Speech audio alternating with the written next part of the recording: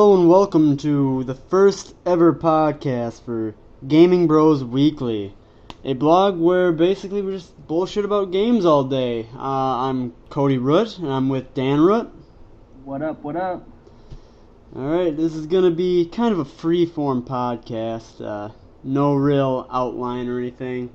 So Dan, do you want to start telling us about yourself? Yeah, well, obviously I'm Dan, y'all know me. Anyways, this is our new podcast. Hope you guys stick around to, check us out. We're still new to everything, so we'll get the hang of things, but I'm more of a PlayStation gamer. I've been a PlayStation fan my entire life. Of course, I started out with everything that everybody starts out with, Nintendo, and Sega, then, PlayStation, and that's kind of just where I've been ever since. So, some of my favorite games are obviously Final Fantasy. I've been a huge Final Fantasy fan, big role-playing fan, shooter fan. I'll play pretty much just about anything. I'll give it a try, but, that's a little bit about me. How about you, Cody? I'm Cody, so, let's see. I'm more of a PlayStation gamer as well. I also play PC, not too much Xbox, but I do like the PlayStation a lot, and I am very excited for the PS4 on November 15th. Oh, that is one thing I forgot to even mention, PlayStation 4. Got my pre-order? Yeah, so do I. I'm actually going to start paying it off here pretty soon, because I got to do that, but, yeah, I mean... At least it's not an Xbox One. If Mike was here, we could give him a little crap for that, but he'll be joining us here fairly soon. Yeah, Mike Stanger is also going to be on the podcast. Not today, unfortunately, because of scheduling issues, but he's the Xbox gamer of us all. So yeah, but yeah, Xbox fans out there, he'll keep you guys up to date on all the stuff Microsoft and Xbox. I mean, we'll all do our fair share, but he'll definitely be the go-to guy for more of the Xbox stuff. Yeah, and so going back to the introductions and stuff, I'd have to say I'm a big fan of the original Resident Evils, the trilogy 1, 2, and 3 are probably one of my favorite games of all time. Yeah, you don't want 5. 5 sucks. No, 5 was bad. But and then new game, actually, The Last of Us actually really impressed me. So that is up there on my favorite games. That is one I still have yet to play, but I have read quite a few reviews, and I've seen nothing but perfect scores across the board on everything with that. So. Oh, if you can handle the violence, I mean it's just awesome. It's kind of hard to explain without giving anything away. Because I don't want to give away the ending, and that's one of my favorite parts of the whole thing. Yeah, I can't wait to start playing. Find myself an infected hooker. See how that works out. with a big mushroom on her face. We could mix it up with Grand Theft Auto a little bit. Maybe kill it, and well, I guess you're not going to be giving it any money, but at least you have the satisfaction of killing it afterwards. I mean, hey, you can't go wrong with that, huh? Exactly. But let's see. Other than that, we got a bunch of gaming news that we can get going into here pretty soon. As y'all know, Gamescom just wrapped up this week over in Germany. Yep. So there was a lot of Cologne, Germany. Oh, yep, Germany. Yep. It was pretty impressive. There was a lot of new stuff. EA had a press conference. Sony had one. Microsoft did not, as far as I know. They did not have a showcase. If they did and I'm wrong, I'm sorry. To my knowledge, they didn't. Yeah, I don't know either. I was working, so I don't really know at all. Yeah, no, I understand that. But they had a lot of good stuff. They showed some new Rainbow Six, some stuff. They shared some stuff. The Patriots, according to Ubisoft, they're still working on it. Haven't seen anything from that since what? Not the what is it? 2012 E3? Yeah, I think so. It was a while back. Yeah. A lot of people actually thought that was canned, just because no one's heard anything for such a long time. Yeah, that's true. But I mean, from what we've seen, the gameplay so far, it doesn't look half bad. I've never been a Tom Clancy fan.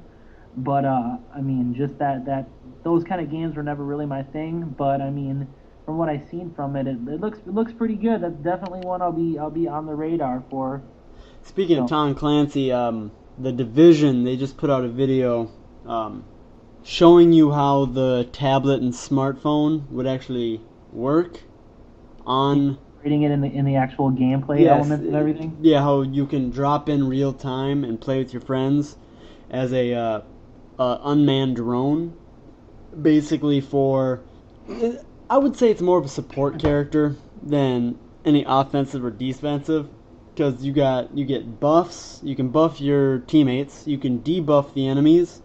You can mark enemies so your teammates can see them behind cover, or if they're out of line of sight with a red outline of them. They did show that it does have some offensive weapons. They showed one, which was a big ass missile, which was pretty cool. And it did look like there's destructible environments on there. Oh, they were going to tag along some indestructible environments? It looked like it from what I saw. They haven't announced if it was going to be complete destructible environments, but I did see a billboard go down when they shot that rocket out of the drone. Nice. And it looked 1-in-1. It looked pretty damn close to, the console version for their movement and the console version movement as well. Yeah, that's definitely one that at E3 this year I watched that, and it definitely blew me away. That's one that I'm going to. I don't have it pre-ordered, but I'm definitely gonna hop on that bandwagon here very shortly, and see what happens with that. My whole issue with that is, I think that with games nowadays, they're slowly moving away from just sitting on your couch, have your controller. Now you gotta with this example, now you gotta go buy an iPhone or an iPad or whatever accessory needed. I mean, I'm not sure if it's mandatory. Did they say if it's mandatory? No, it's just for cooperative play. If you want to play while you're on like a bus or a plane, you can hook up your mobile device, smartphone or tablet, what have you, and you can drop into your friends' games. It's not mandatory at all, from what it looks like. Oh, okay. So that's just like if you're playing and I'm on my way to California or something like that, and I want to come in your game and just help you kill stuff for a little while with a drone, I could just do that. Yeah, you could just drop in. The drone would come and say, Dan Root has joined your party. You come in, you help my guys out they have a buff where I take 50% less damage from enemies, if I stay in this bubble that you're buffing. And you just stay there, buff me for a bit, play until you gotta get off, until you gotta start moving, go to wherever you're going. So in other words, I'm the OP guy of the group, huh? Is that how that works? Yeah, they might be able to shoot you down. It hasn't shown if the enemy AI or the enemy players can't shoot this down. That can't shoot that down. Can't shoot this down. Yeah, because from what they make it sound like, it's an MMO, like, shooter game. And by that means it's this huge world that there's multiple parties playing, and they can interact with each other without any matchmaking or anything, just seamless. Now, I don't know if there's going to be an option where that doesn't happen, if you have to be online all the time to play the game. It kind of makes it sound like it is, but even so, that just showing that you can play with a tablet if you have one and you want to, and play with your friends while on a plane or something, I think that's really cool. That's pretty cool. A lot of interesting stuff coming on with next gen. The way they're incorporating all this stuff. Especially what's really impressive to me, talking about next gen a little bit, is the PlayStation 4 and Vita compatibilities or whatever. Oh, the remote play?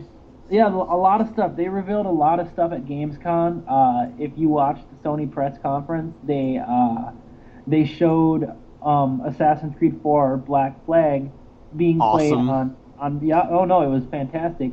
Being played on the PS4, and then instantly pick up a Vita, and they just started playing on the Vita. I'm a little iffy about this, simply because obviously the DualShock 4, the controllers have more buttons, than the Vita. So I'm interested to know how they're going to incorporate those extra buttons with the Vita. I would guess certain patterns on the touchpad of the Vita for the back touchpad that they have. Yeah, true. I would assume they're going to button map something onto that because the DualShock 4 doesn't have that back touchscreen. It has the front touchscreen, but not the back, so I assume some of those buttons that are lacking on the Vita will be put onto the back touchscreen. But I do like the fact where it is every game that they've said, and this is just Sony saying it, but they said supposedly every game for the PS4 is going to have a demo and be able to be played through your Vita. So basically, you're sitting on your game, your girlfriend or wife wants to, whoever wants to use your TV, to go watch TV or watch a movie or something, they can do that while you're still playing your PS4 with your Vita. I really like that. Yeah, unless you have the girlfriend who's like, oh, so you're just going to go in the other room and play on your Vita while I just sit here all by myself all night. that could be a problem, yes. It's called compromise, bitch. No, I'm just kidding. No, I'm very excited for everything that they're going to do with this. I'm like I said, that's perfect example of what you were saying about how if your girlfriend or somebody else wants to use the TV, just be able to pick up on your Vita and continue off on your game via your router is fantastic. I think that is a brilliant idea, and I'm very excited to see how that turns out in the future. I definitely wish, this was a lot of people were wanting to see a PlayStation 4 Vita bundle. Which nothing's been announced. Nothing's been announced, but I'm still kind of keeping my fingers crossed on that because they haven't released specific details about the different bundles that they're going to have for the PS4. I mean, you have your retailers, doing their own special bundles like the Killzone bundle or the Watch Dogs bundle or Ghost bundle, Battlefield 4 bundle, just random stuff that each individual retailer is doing, but no official word from Sony about anything like that. Yeah, I don't think we're going to get that until a little closer to release date. But I have been hearing a lot of rumors saying that Vita bundle. But, yeah, none is officially confirmed yet. Well, November 15th is not too far away. It is not. What, 2 months? About that, yup. And still no release date yet on the Xbox One. No, unfortunately, a lot of people thought they were going to do it at Gamescom, but their lack of presence there kind of shocked a lot of people. I'm completely not surprised. Because if I was going up against the giant that is Sony as of right now, I definitely would not want to make an appearance either.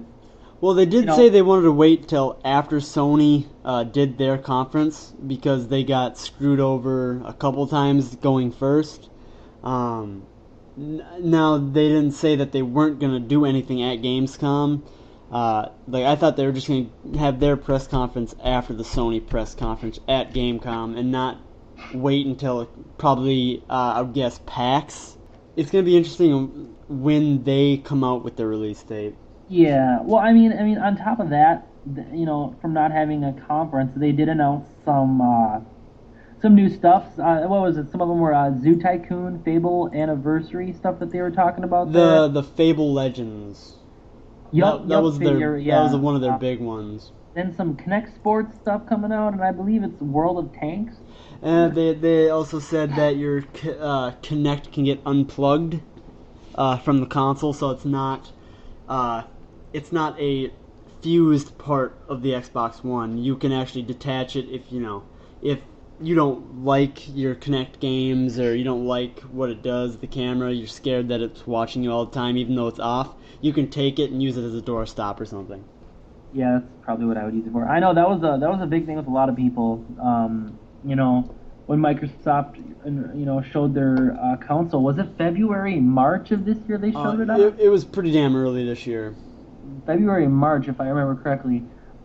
They just went about it all wrong. They basically shot themselves in the foot multiple times. Well, I think it was because they think they're going to have allegiance with gamers, where gamers aren't. There's not very many fanboys of consoles that are automatically going to get a certain console from generation to generation. That's shown from Nintendo GameCube to the PlayStation 2. A lot of people have switched between those two a lot because of content-wise. But even so, I think that Xbox, in order for them to get back into the game, I would say to get their numbers back up, I think they need to come out by more than 2 weeks before the PlayStation 4. Yeah, November 5th was one of the days that was to be rumored. Yeah, I think they even need to go before that. I think they need to get at least a 2-week head start, because people don't want to wait for the next gen, and a lot of people will jump on that. But yeah, that's what happened when the Xbox 360 came out. It came out what, a whole year before the PlayStation did? Yeah, about a year. And obviously everybody wants a next gen console, so they rate to the 360. And that was one. I did the same thing. Yeah, no, that was one of the reasons why. And the price point for the PS3 was outrageous, but yeah, well, 600. They kind of shot himself in the foot. And I mean, it's good to know that they've taken that into consideration for this gen. Learn from their mistakes. Yeah. We all have to sometime. No, I mean it's just one of those things that, you know, there's pros and cons to both, and it's just a matter of presentation. And as far as presentation goes, I definitely think Sony's got the upper hand. Yeah, and definitely because Sony is sticking by their convictions and all their policies, where Xbox has constantly changed and been doing 180s for a lot of their policies. They're confusing their fans beyond belief. I mean, I'm not an Xbox fan, so obviously I'm not going to understand it as much as maybe an Xbox fan would. But I mean, even me, you know, having, you know, a bit of knowledge about both consoles was just, my jaw was just like, what? I don't even understand. I mean, the smartest thing that they've done so far is they're straying away from the Microsoft points. Yeah, they're going to use actual money like the PlayStation does now. Yeah. No, I think that was definitely a good move on their part, because, you know, that confuses a lot of people. Yeah, like $10 is like 1,600 Microsoft points or whatever it is. It was definitely just I didn't understand it, but and even Mike, if he was here, he would agree with me on this one. The reversal of at E3, they announced that they were going to have a family share plan, which basically everyone in your family has a shared account. So even if they're on different boxes, they can share each other's games via downloading digitally. So in other words, that's like essentially the same thing as with PlayStation, with their having your account active on kind of 5 separate PlayStation systems. Okay, yep, like that. A little bit more in depth, because they also share like info and pretty much they can share anything. But they completely canned that idea because of the DRM problems they're facing, and that family plan was to help the used games situation that they were in. But when they said no DRM anymore, that ruined that whole family plan, and now it's completely gone.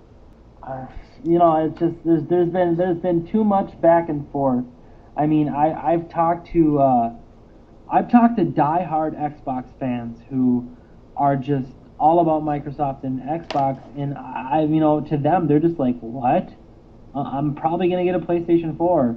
And then as weeks go by and more stuff about the Xbox One is announced and everything, it's just it all goes back to, like I said, poor presentation. What I get out of the Xbox is not necessarily being geared towards gamers. I see it as your all-in-one video, TV, internet, box. It's essentially just having a DVR in your living room. That's kind of what I got out of it. A lot of people that I've talked to, besides a couple hardcore Xbox fans that are sticking with the Xbox, but a lot of them are saying, the ones that are saying they're getting the Xbox One, I found out that it's because that's the console that they're used to, because they know that their friends are going to have the next Call of Duty on that console, so they just want a familiar thing. No other reason besides, oh, well, I'm pretty sure my friend is going to get this console, so I want to play with my friend on Call of Duty, so I'm going to get this console too. They're not contemplating all the pros and cons of both systems. Right. And another thing you have to take into consideration is, I mean, to be honest with you, it comes down to games, but to me it's just all about exclusives. The exclusives are a big one. I do like the indie exclusives on the PlayStation. There's a lot of indie titles that were announced at Gamescom. I think there was like 15 of them. Oh yeah.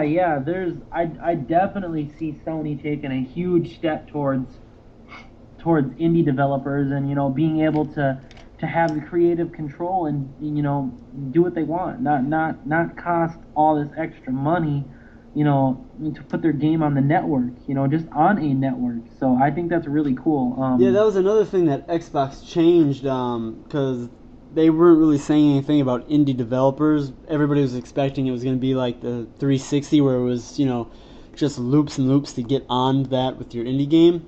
But they did say they're going to be supporting indie titles, but they didn't really specify. They just kind of put out that bland statement, which I kind of want to get some more specification from it. Yeah, no, I don't know. I mean, it's crazy how many developers, have a way to get their stuff out there. I mean, you shouldn't, especially like if you're an indie developer, you're already at the bottom, and you got to work your way up harder than I think any developer teams, have to. Oh, for sure. And you have a lot more to prove, and if you're just making, left turns and right turns and turning arounds and just making it difficult for them to move forward, you lose creativity. You'll end up like the guy from Fez. I can't think of his name right now. I can't think of his name either. Some Canadian guy. Canadian guy. Yeah. No, you end up like him, man, with the difficulties of trying to get his game out because of. And now Fez is coming to the PS4. And Vita. Yep. It was shown at Gamescom on the Vita, so that'll be pretty cool. Pretty interesting. His story is, oh, my company broke up right in the midst of making the game and whatnot, and we had to go through the struggle. But the game looks pretty solid. It looks good. Just like a lot of the indie games that are coming to the PS4, excuse me. I do like some of the exclusives from Microsoft, like Titanfall looks badass. And same moving away from indie games. Yeah, just because, well, they haven't really announced any indie games for the Xbox, really. But I do like Titanfall. The game looks awesome, something different, not just a modern shooter. And I also like Dead Rising 3. It looks, I mean, it's a little brown. There's not much color in it like the previous games. I think that's like the gritty look that they're going for. Yeah, I think it's kind of an ironic thing because you can still change your outfit into like a fucking chicken costume and stuff. So I think they're trying to find the light in the darkness. I will say this. Dead Rising 2. One of the biggest turn-offs for me about that game is how cartoony it looked. So you like the more realistic style that they're going with on the third one? Yeah, no, most definitely. And another thing that I found interesting about that is when they announced Dead Rising 3, they didn't specifically say that it was going to be an Xbox exclusive. They said launching exclusively on the Xbox One. Oh, so you think they might port it over to the PlayStation 4 later on? I have a feeling that they're going to, simply because Capcom, it's, like I said, if going back to exclusives, if you don't have, like, if it's not a third-party company, like Sony, for example, has, 12 to, 17 studios that they own, They have their own first-party studios producing some, definitely, awesome games that you're going to want to look forward to. Like Gorilla and going Naughty into Dog. next gen. Yeah, exactly. Everything. Sucker Punch, Santa Monica. Exactly. And that's what I was going back to saying. Biggest thing is exclusives. As obviously you can say, your Call of Duties and your Battlefields, they ship consoles. To an extent, yes, they do. To that group of gamers. But then you have, the people who don't play the Call of Duties and people who don't play the Battlefields and the Halos, that's what's going to happen. When you go into a store and you look for a console, me personally, I'm not looking for, oh, hey, what games are on both systems. I want to know what games are only on this system. Yeah. And that, I think, is a big deciding factor with a lot of people. And definitely coming into next gen, that's going to be the deciding factor for a lot of people. And moving back to like the Sony exclusives, like I really am interested in a lot of the indie titles that they got. Like Octodad, I think is going to be amazing. I love the computer version, and I can't wait for the PS4 version. Octodad. Basically, you're an octopus in a suit trying to fake everybody to make everybody feel like you're a real person. You're not an imposter.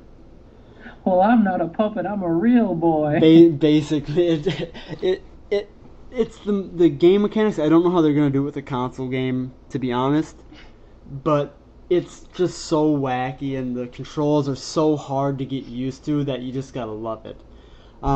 I know my fiance is looking forward to Minecraft being on the PS4 finally. She's a big Minecraft fan. Vita and PS4, yep. Hotline Miami 2. Now this game looks awesome because the first one is really fun. I would definitely, if and when I get a Vita, that's probably going to be one of the first games I get is Hotline Miami and Guacamelee. But right when Hotline Miami 2 comes out, I'm going to get a day one purchase for that. Also, then you go with the big first party games, Infamous Second Son, The Order 1866, which is a new IP, new intellectual property from Santa Monica Studios that looks really cool. Killzone and Knack. I'm not big into Knack, but it seems like it could be fun if it, maybe if it came to the PlayStation Plus. Right, and I don't think that's not an indie game, is it? No, that's a first party. Is it? Okay, yeah. I wasn't sure about that because I never really followed that one too much. It's more of a kid-centric game. It is a good game to showcase the PS4, like its new, new main screen. How it's more accessible, where you got your share button to watch a video that someone has beaten a boss that you can't beat, so you just go up on your friends and click on the video and watch how they beat it so you can do it. It's a good showcase of what the PS4's interface can do. True. No, on top of that, how is that the whole share thing? Is that going to come with its own set of editing tools? I'm assuming. Okay, well, what it is, the share is basically you can upload stuff, I think, on YouTube and Facebook, but it's also on your interface. It's the interface of the PlayStation. It kind of resembles Facebook in a way, where you have your whole screen and it shows up like your friends what achieved or what trophies they've gotten, what videos they're sharing, what they're buying, what they're playing, and whatnot. And it's also what's cool is Sony at Gamescom announced that they're partnering with Twitch TV as well, just like Xbox One. Twitch TV gets used for a lot of like Let's Play, like when people are playing games and you see what they're playing. So I'm assuming there's going to be editing equipment in the PlayStation 4 with that share button interface. Man, that's just yeah. Well, I guess we will find out a couple short months away, or a couple short months away. Getting myself all mixed up there. And I'm excited for the share button too. I mean, I like taking videos of what I'm playing to show off. And another thing that they announced at Gamescom, well, they announced previous, but they went more into depth, which was the downloading games while playing them. Where if your buddy's got a game and you download it to play with them, you can play while you're downloading the rest of the game. So that's like where on the interface demo they showed where the guy buys Killzone and downloads the multiplayer first and starts playing the multiplayer while downloading the single player. Which I like that. Definitely for digital downloads. Yeah, and me personally, I'm not much of a digital download kind of guy. I like having my physical copies of pretty much everything. That's kind of my thing. That does seem like it's going to be going down a lot with this next gen. I think it's going to be a lot of digital.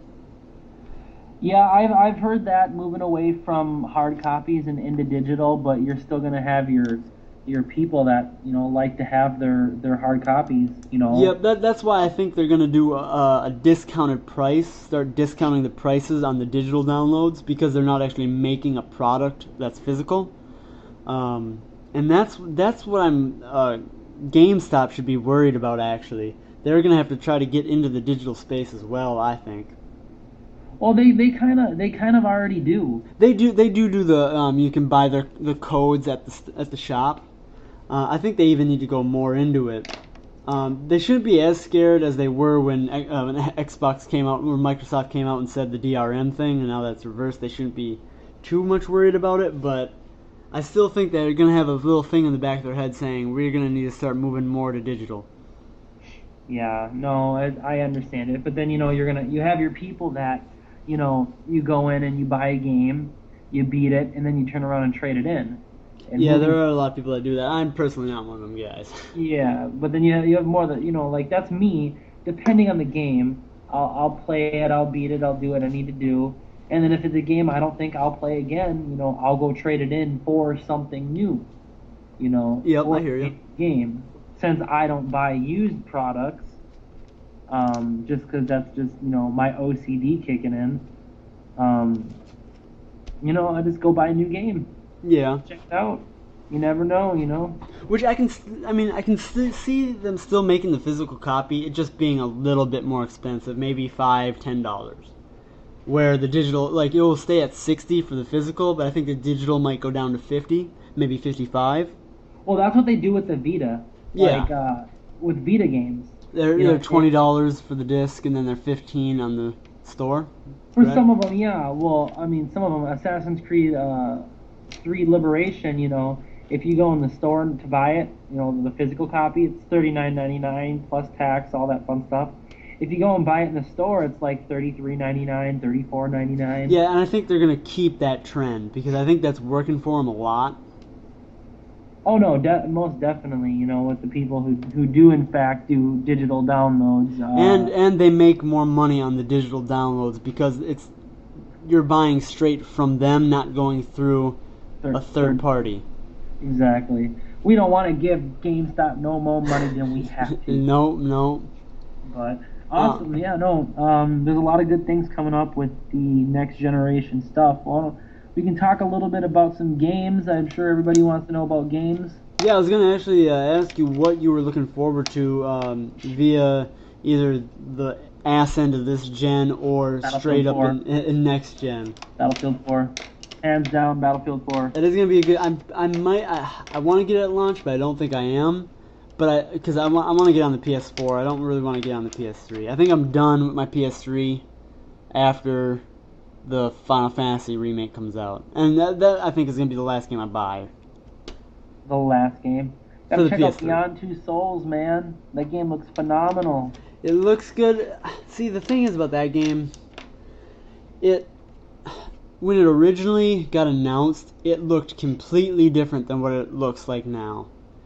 It looks more actiony than what it did back when it was first, announced, and Well, you played Heavy Rain though, didn't you? Yeah. It's from the same makers. Quantic Dream or whatever. But I think they're going more action based. Not crazy action like a Resident Evil 6 or whatever, but I think it's gonna be a little bit more fast paced than Heavy Rain was. Which I think the pacing in Heavy Rain was awesome. So if they can keep that, I might borrow it from somebody. Oh no, I think that's definitely one of the last games from current gen that's definitely going to be something everybody wants to check out. We can't forget about Gran Turismo 6. Gran Turismo 6, if you are a racing simulator, that's the holy grail for you. It's then you got Forza coming out on the Xbox One. I'm not sure if that's a launch title, but as far as next gen games go, I'm definitely going to scoop up Assassin's Creed 4. Yes, I don't even like Assassin's Creed that much, and that game looks phenomenal. Oh no, it's definitely going to be worth it. Assassin's Creed 4, Call of Duty Ghosts. Call of Duty Ghosts. I said it. Gross. Killzone Shadowfall is another game that looks really, really, really fantastic. Yep. Haven't decided whether or not if I'm going to hop on A Realm Reborn, the Final Fantasy 14 on the PS3, PS4, but chances are it'll probably be PS4. But I mean, give you some breathing room to save up some money. Exactly. Lord knows I'm going to be broke.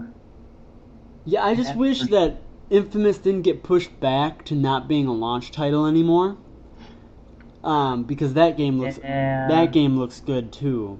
If you haven't played Infamous, you're stupid. Yeah, Infamous 1 and 2 were great, and Infamous Second Son looks awesome. And being in Seattle, all raining all the time, just the effects look just pristine. I'm also looking forward to Battlefield 4, but I don't think I'm going to get it right away. I am going to get Assassin's Creed right when the PS4 drops. That's, I think, going to be my main game. But I'm also... Isn't Dead Rising 3 a launch title for the Xbox One? Yes, I believe it is. Okay, sweet, yeah. No, that's, it's a matter of when Xbox decides to, or Microsoft decides to give us a release date, The 15th, obviously, in case you didn't know, is PS4. Still no release date for the Xbox One, but both systems have a nice launch lineup. Yeah. And I'm definitely looking forward. This is going to be a close race. It is going to be good. I think the console wars are back. Yeah, I do think that the Xbox needs to get out 2 weeks ahead of the PlayStation, just because the PlayStation has so much momentum going. They've claimed to have 1 million pre-orders already. That's a lot of pre-orders. Well, I have 2 pre-orders myself. Like that is an insane amount of pre-orders, and that was before they even had a release date. What does that tell you? I mean, it's I don't know the numbers for for Xbox because they haven't said. But I'm pretty sure it's not at that level. No, I know. Like I said, like I was saying earlier, a lot of my friends who were indeed Xbox fans are now getting their PS4s. And I mean, to anybody who wants to get an Xbox One, by all means, you can have a heyday and do whichever you like.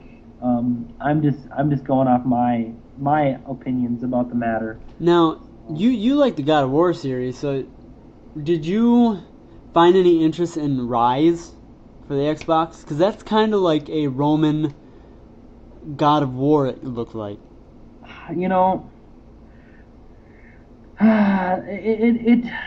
didn't see too much of it. I just barely caught the end of Microsoft's E3 press conference. But from what I've seen so far, it doesn't look bad. But I've also dug around a little bit about it, and I haven't heard too many good things about it. They're having problems at the E3 floor with getting the game to work. I've been told, I've read that it's extremely linear, and it's just It was kind of a disaster when they showed it off. It reminds me of when Sony revealed Lair Oh, on the PS3 or for on the PS3. before it They came out? showed it to be this crazy game. You can go fly on your dragon and you can land, and then you can go, fight a bunch of people and then get back on your dragon and fight dragon. It's just this crazy, just insane medieval type game.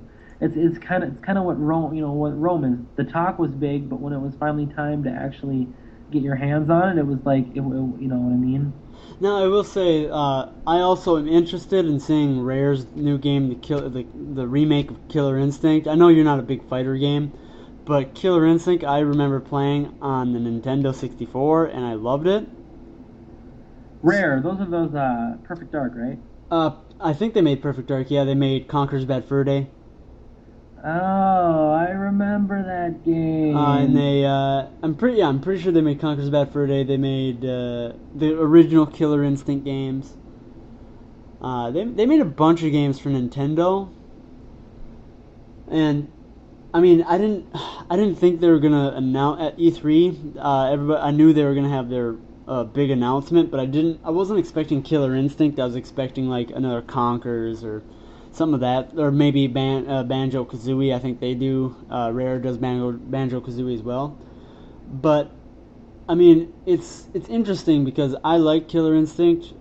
The game was terrible, but it was so much fun to play. So I might have to have Mike buy that so I can play it. Make Mike buy it. Yeah. You could always GameFly it. Yeah, but I'm not gonna get an Xbox at launch, so. Oh, is that what it is? And I believe Killer Instinct is a launch title, if I'm not mistaken. I might. Don't quote me on that. Don't quote me on that, people. I'm not for sure. Yeah, no, totally understandable. A lot of good stuff coming out. I want to talk about one more game for this gen, actually, which I think looks awesome. I really want to get it, but I don't know if I'll be able to, get it at the moment. Which one is that? Batman Arkham Origins. Batman Arkham Origins. That game looks pretty nice. I'm not really a Batman fan myself, but I definitely think that's a game that everybody should look out for. They just announced a collector's edition. Yes, they did. It looks pretty nice, and I'm all about the collector's editions. They have a new detective mode where they recreate like crime scenes, which is really cool. They also have the online feature. Sounds awesome, and from what I heard, because it's a new studio making Origins, it's not Rocksteady. I think Rocksteady's working on the Vita one. I think they're working on the Blackgate one, or whatever the title for the Vita one is. But it's a very interesting multiplayer because it's basically 3 teams. It's the Bane gang versus the Joker gang versus Batman and Robin. And each gang is trying to kill each other off while trying to kill Batman and Robin. And if you do a certain amount of things, like get enough kills or get enough points, whatever, to get your hero out, if you're on the Bane's team, you rack up enough points and you can play as Bane for a certain amount of time, like they did on Battlefront with the Jedis and stuff. Battlefront, the holy grail of Star Wars games. I think is phenomenal. I really think that's going to be an awesome multiplayer. And from what I've heard, I've just heard good things. Damn, yeah, a lot of good stuff. Well, I think we got time for a couple more things to chat about on our first podcast, wouldn't you say? Yeah, we got some time. Cool. Well, then we can, I'm sure everybody, anybody who's an Elder Scrolls fan has noticed that, Bethesda said that they will be charging a monthly subscription fee. Yes, and this is after buying the game for $60. Which, with microtransactions inside the game.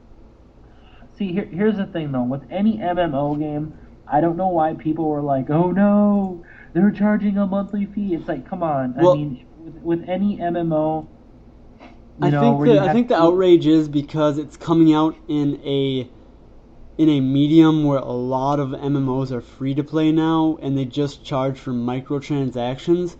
I think it's a system that you need to build from ground up, How would that work with the Elder Scrolls? Because if you look at Skyrim was huge. Yeah. Skyrim was, and then if they're saying the Elder Scrolls Online is going to be 3 times the size of this. Well, I mean, it's like the game Guild Wars 2. You buy the game for however much it was. I think it was like $50, and all they do after that is microtransactions. Not like a play to win system, or pay to win, but like upgrading your person, like getting a faster mount for a certain amount of money.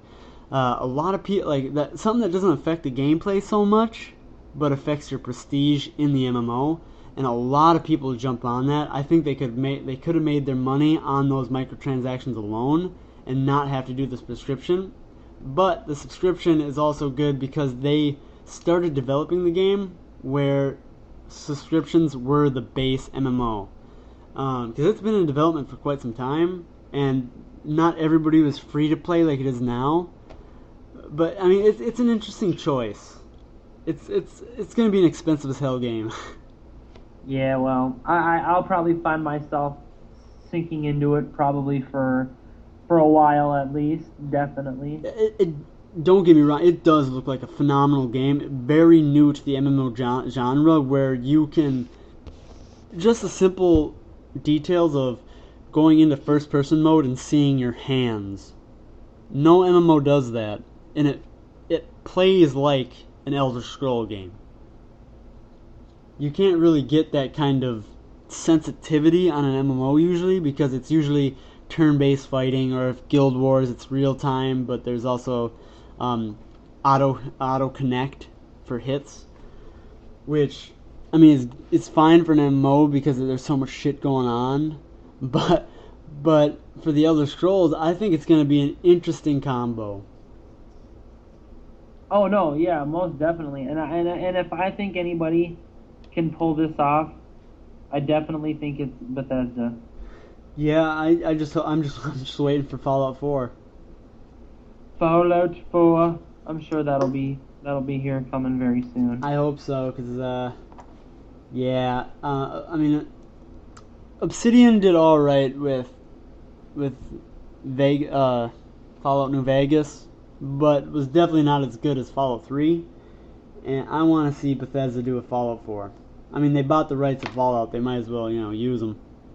Oh no, it's definitely a matter of time. I'm definitely. If I say definitely one more time. No. Definitely. No, I mean, in the end, it doesn't matter, which console you choose. PS4, Xbox One. There's a lot of great games coming out on both of them, and we'll definitely fucking did it again. We will be covering a little bit of everything once we get everybody on board. Everything's situated. Yep. Keep in mind, thank you for bearing with us. This was our first podcast. Yeah, it's gonna be a little choppy, but I think with time we'll get better. A little choppy. Yeah, we're just kind of going off whatever, freeballing it, talking about it, for your amusement. And also do want to pimp the website because, we're getting an actual website, a .com it's in production right now from my friend Tyler. He's making an actual website, but right now we have a blog at Blogspot. It's www.gamingbrosweekly.blogspot.com. We're going to be constantly putting, update articles, just a lot of content is going to be getting thrown that way, and our Facebook page is going to be your direct link to that. So if you just go to www.facebook.com/gamingbrosweekly, that should take you right to the page. And that's how the cookie crumbles. That is the wrap. See you guys next week.